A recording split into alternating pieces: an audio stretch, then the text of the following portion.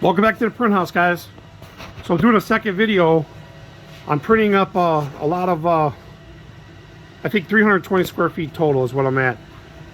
There's I got 4 prints of these on the table. These are 4x4s, and then this cool little sample here I'm doing. These are the Menards swooshes, what they're called, and you see these in the front of all the Menards stores. It goes underneath the large letters, which those letters are like 7 to 8 foot tall. You can't even tell, but those are the swooshes that are underneath.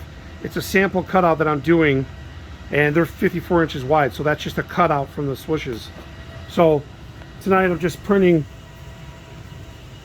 various jobs. Like this one here was 4 on trans white 049, and then I got to throw the clear in and do the 4 clear layers of that.